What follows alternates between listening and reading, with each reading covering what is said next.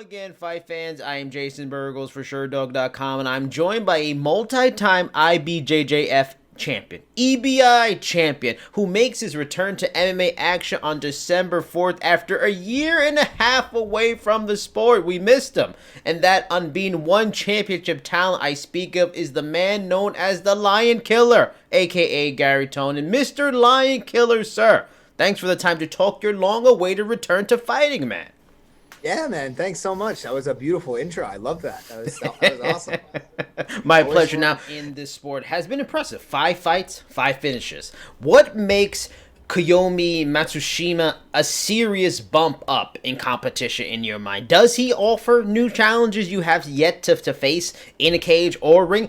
Or is he kind of similar to like the Nakahara fight in a lot of ways? Kind of similar abilities and what they've done, the records even a little bit. Is there a bump up in competition here, or it's just kind of same level stuff? Well, there's a definite bump up in competition, at least from a logical perspective. So from a logical perspective, yes, they have similar records. I think it might even be the same record. They might have both been 12-4 before I fought them. But from a logical perspective, especially within the organization, Kiyomi has actually had a shot at the title before. So having said that he has had a shot at the title suggests that, that's True. stiffer competition potentially. Now, to be fair, Nakahara, I think his first fight in one might have been with me. I'm not 100% certain on that. So, I mean, it's not fair to say, it's hard to say, like, would he have gotten a title shot? I don't know if he had been fighting there the whole time. But I think the skill sets are slightly different. I would say Kiyomi is much more of a wrestler, and Nakahara was more of a judo player. Okay. So both are, obviously it's a grappling, specialty, but in terms of their grappling, that's what I would say the difference between the two is. So it's more different than I necessarily would suggest that one is necessarily tougher than the other per se. But I still am treating this as a very, very serious fight, as I always would with any of my fights. But even more so maybe than usual, because it appears to lead you to believe that because of the way that this fight is set up, because Kiyomi has had a fight for the title before, that this should set me up, if I win this fight, to fight for the title myself, which is, a really exciting thing, and obviously something that I look forward to doing. So really meaningful fight. As far as the competition, I think it's going to be at least as difficult as the last fight, if not more so in terms of skill sets.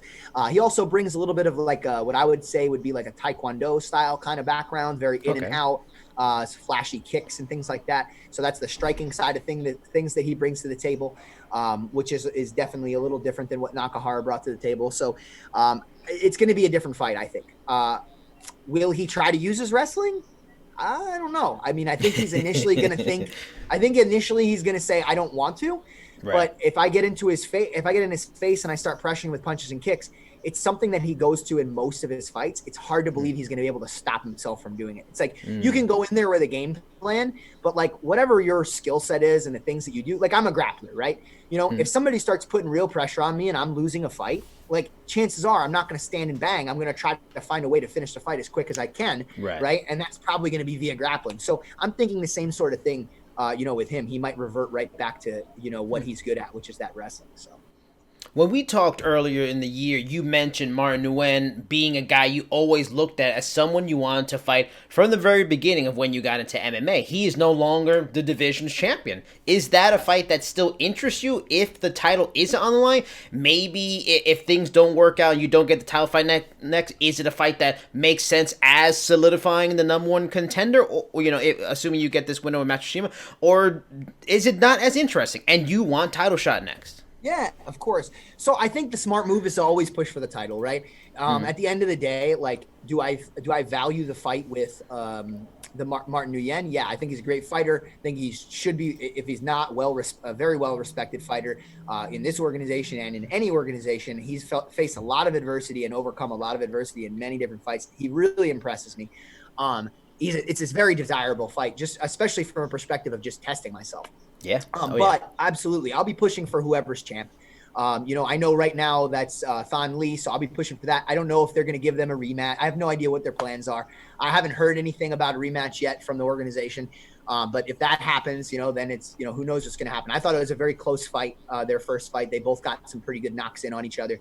But anyway, man, I'll be pushing for the Thon Lee fight. And if for some reason I have to fight Martin first, fine. If not, I mean, he's probably gonna he's beaten most of the guys that are in the division. So Yeah. I think it stands to reason that even if I were to fight Thon and beat him for the title, like probably Martin is going to be the next fight, or at least somewhere down the line, like pretty soon, right? So I see that fight happening, like short of Martin deciding he's going to retire or something. I see that fight definitely happening no matter what, win or lose, if I get a title shot or whatever the case may be. I see that happening at some time in the future, and I'm excited for it. Now, I have another idea in terms of possible opponents, but before I get to possible opponents, if they do a rematch, what did you think of Thanh Le's win over Martin? I mean, KOing a guy that's one of the more established names in one, a multi-time champion, almost became a 3-division champion at one point. Like, were you surprised? Were you impressed by the win? Also, if you do get that fight, how do you feel you matched up them? Because I was going to ask about, his style, that taekwondo style, that in and out, that movement, and you just mentioned your opponent having something similar. Is this almost like a perfect timing to get someone that has an in and out style? Because that sure as hell Thanh style, and is it a perfect setup to possibly who you could be facing in the next fight? I definitely think Thanh is a little bit more polished than my opponent. Just the way that I see them both fight, I think it's a little bit more clear that Thanh has a little bit better timing and distancing when he actually goes for his strikes. It's a little less random per se, I would say. Yeah. But yeah, in a stylistic perspective, yes, without the wrestling, I don't think I see Thanh taking shots on Nate, but who knows? My current opponent, I think it's possible. As far as that fight's concerned, and as far as like what I thought about his fight with Martin, man, like I said, I thought it was a very back and forth fight. I thought it was a really exciting fight. I think when you just look at the highlight that they posted the one time, it doesn't really tell the true story, because it just kind of like, it just, and that's how highlights work, right? It just looks like, Martin kind of gets beat up. But like, man, when you watch the whole fight, like it's a pretty back and forth battle. Martin gets a lot of strong hits in, and there's a period of time where like Thanh is on his back foot and really he's kind pressuring, of like not doing a lot of offense. So, I really feel like you do that fight like 10 times, and like it's pretty possible that both of them wins 5 times. You know what I mean? It's like an even keel kind of situation. So, that fight would excite me if they put it on again, even though I want the title shot, but, but anyway, as far as how I prepare, for Thanh, like, obviously there's, when looking at it on paper, you see that he's got a, much more established striker. And like you said, he just took out, the number 1 guy in the division. So, it's obviously something that's got to be a big concern of mine. The striking exchanges, I got to be very careful and smart about how I position myself, about keeping my defense on point, whether it be blocking strike, whether it be clinching, whether it be, getting out of the way of these punches and kicks, and just being a little smarter probably about being led into traps, and I think that's kind of the Rubik's Cube that he presents per se. The problems that he presents is kind of like, hey, when am I going to walk onto this rear hand or this high kick, and that's what I'm going to be trying my absolute best not to do, while also implementing my game. And I think it's going to be an interesting fight. I think that would tell a really good, to anybody who's like, oh man, we really want to see Tonon against a high level striker and like see how that's going to go. Like, I mean, I think that's a pretty good guesstimate. A fight with Thanh is a pretty good showing, or pretty good telling of how that would go. Now, going to the idea of, let's say they make a rematch, or maybe something doesn't happen, get a title shot next, going for that marquee match, assuming, of course, you win on December 4th. This is a marquee name. You talk about Matsushima is the kind of guy that he fought for the title before, so it's a marquee name in the division. But what about Sage Northcutt? He's made it known he plans to go down to featherweight when he returns to action. If that's an option, is that something that would interest you? Former UFC fighter, another striker, another almost perfect setup for Thanh. He plans to go to featherweight. Yeah, I just talked to him last week. He's going to featherweight. Man, that's a hefty jump for him, I feel like. I think he's a pretty big dude. But hey, it is what it is. If he can find a way to do it, he can find a way to do it. I mean, I would love that. I mean, it's a huge name, a lot of weight carried behind Sage's name. Also, a lot of skill, not to just say, it's not like it's just all talk. Like, he's a very skilled athlete. I think his first fight in one wasn't very telling of, his capabilities and his skills. Wrong division. Yeah, so I think it was just much heavier guy, very skilled in kickboxing. It is what it is, man. But man, that's a really exciting fight. It was something that I I had in the back of my mind as soon as they signed Sage is like, hey man, maybe I can find some way to get a super fight with this guy or whatever. But hey man, if he's willingly coming into the division, even better for me. Now I don't have to be the one that's like much lighter and he's going to be much heavier, at least he'll have to endure the weight cut. So yeah, that's awesome news. And I'm interested to see his first fight at that weight because I feel like that's a big drop for him. I'm guessing that much of a drop for him would probably have to be like, he's going to have to like lose some muscle mass even, to make that drop. So, cause he's pretty lean, but we'll see how it goes, man. I would love that. That would be really exciting for this division to have him in it. And when I talked to him, I mean, he fought at lightweight in the UFC, so it's not too far off from what featherweight is. And he said he felt very confident that he can make the weight. So if he looks good, that you and him would be a fascinating fight. But speaking of nutrition and all those kinds of things, you have the unfortunate situation of having a camp and doing maybe some weight cutting during Thanksgiving. Is that like a huge bummer for you? Is it not? Is it not because, you're eating clean most of the year, so Thanksgiving isn't a big deal? Or is it not because you're the kind of guy who'd rather be free on Christmas over Thanksgiving?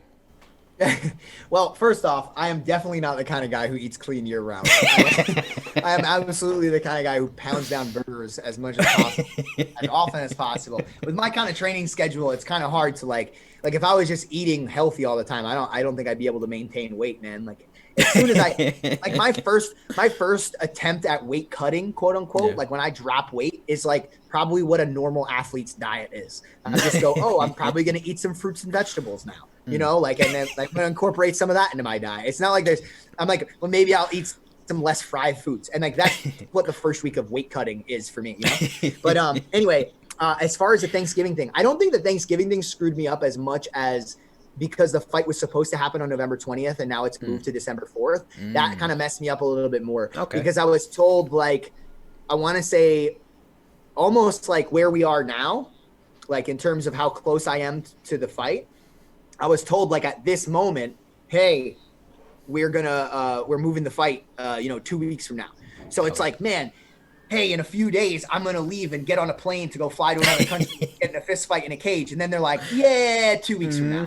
And it's nothing against them. I'm just saying like that really kind of messes with your head because like you psychologically kind of zone in on the moment and you're like, okay, you're tuning in, your weight's coming down. So I almost had to like do 2 weight cuts. Like as soon as they told me that, I'm like, oh damn, I gotta pump up my weight again because I don't want to just maintain this low weight for this long. So I just started eating cheeseburgers and everything for a solid week, and then I went back into my weight cut. So I'm not so worried about Thanksgiving, man. It is what it is. I had a little early Thanksgiving thing with my family that we did, so it's all good. I'll be fine. I'll be home for Christmas cookies. So I am a huge lover of burgers myself. What is your favorite kind of burger? What must be on the Lion Killer's burger to really be a top level burger? Okay, a couple different things. Number one, I'll say as far as chain restaurants are concerned, I wouldn't necessarily say fast food, but as far as chain restaurants are concerned, a big Five Guys fan, mostly because you can put a lot of different like toppings and stuff on it, and I kind of like that. I'll basically go all the way no mustard. I'm not a big fan of mustard on burgers. I think it overpowers the taste of everything. Terrible. Mustard on hot dogs is fine, but not burgers. Yes. So when I go to Five Guys, that's how I do it, all the way no mustard. But if I go to like a regular burger joint, we get like a nice medium rare if it's a good spot. If it's a bad spot, probably just medium because I worry about getting food poisoning. But nice medium rare burger, and like I do different things, man. I'm like a mushroom Swiss kind of guy. That's good. I like some of the barbecue burgers that they make with some onion rings, some barbecue sauce and stuff, or like a bison burger with that. Yes, bison. Yes. I like and one creative one that I'll say that I like that probably people have mixed feelings about is when they put a fried egg on top. All right. Good. Yeah, fried egg and cheese. Like it's almost like a little mix between a breakfast sandwich and like a hamburger, and it's good for me. One time I did it though, and they didn't like quite cook the egg as much as they probably should have. It just burst all over my face as I was biting into the burger, and I was on a date with a chick. It was the funniest. Just literally just yellow all over my face.